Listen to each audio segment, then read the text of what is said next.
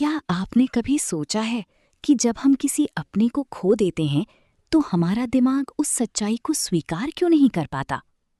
ये कहानी है एक ऐसी माँ की जिसने अपने मरे हुए बच्चे को जिंदा करने के लिए पूरी दुनिया छान मारी। आइए जानते हैं कि कैसे भगवान बुद्ध ने उसे जीवन का सबसे बड़ा सच सिखाया।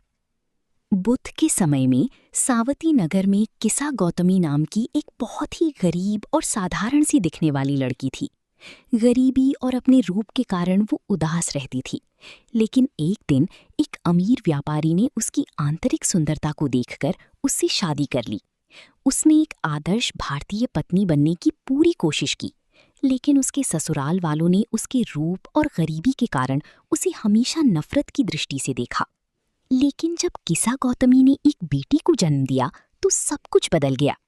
परिवार ने उसे अपने होने वाले वारिस की मां के रूप में स्वीकार कर लिया, जिससे किसा गौतमी को लगा कि उसके सिर से एक बहुत बड़ा बोझ उतर गया है।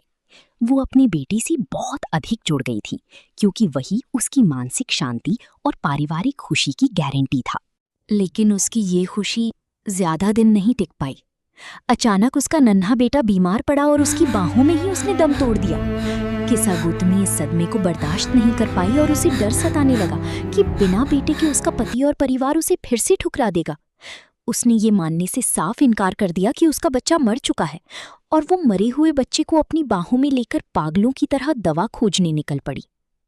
उसने कई दरवाजे खटखटाए, लेकिन हर जगह उसे यही सुनने को मिला कि मरे हुए इंसान के लिए कोई दवा नहीं होती। बहुत से लोगों ने उसका मजाक भी उड़ाया। अंततः एक दयालु और समझदार व्यक्ति ने उसे जेतवन में भगवान बुद्ध के पास जाने की सलाह दी। बुद्ध के पास पहुंचकर उसने रोते हुए अपने बच्चे के लिए दवा मांगी।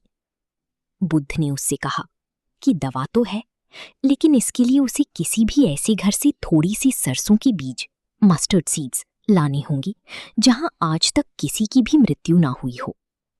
किसा गौतमी के मन में उम्मीद जागी और वो सरसों के बीज लेने निकल पड़ी। लोग खुशी खुशी उसे बीज देने को तैयार थी, लेकिन जैसे ही वो पूछती क्या इस घर में कभी किसी की मृत्यु हुई है, उसे हर घर से निराशा ही हाथ लगती। किसी ने अपनी माँ को खोया था, किसी ने दादी को, तो किसी ने अपने छोटे बच्चे को। लोगों ने उससे कहा कि जीवित लोगों से अधिक तो मृतकों की संख्या है।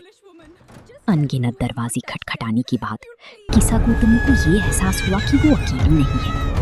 वो समझ गई कि मृत्यु हर जीवित प्राणी का सामान्य भाग्य है और बुद्ध ने इस घर घर जाने के अनुभव से उसके मन का भ्रम दूर कर दिया था। उसने सच्चाई को स्वीकार किया, अपने बच्चे को दफनाया और बुद्ध के पास लौटकर उनकी शरण ली। बुद्ध के उपदेशों को सुनकर वो अंततः एक अरहत यानी पूर्ण रूप से मुक्त भिक्षुणी बन गई। इस कहानी से हमें जो सबसे बड़ी शिक्षा मिलती है वो ये है कि परिवर्तन और मृत्यु, लॉ ऑफ इम्परमानेंस, इस संसार का अटल सत्य है। मृत्यु सभी जीवों की नियति है और जो लोग इस सच्चाई को स्वीकार करने से इनकार करते हैं वे केवल अपने लिए और अधिक दुख पैदा करते हैं। जब हम भौतिक चीजों, रिश्तों और अपने शरीर से अत्यधिक आसक्ति, अटैचमेंट्स को छोड़ देते हैं, तभी हमें जीवन में सच्ची और स्थायी शांति मिल सकती है।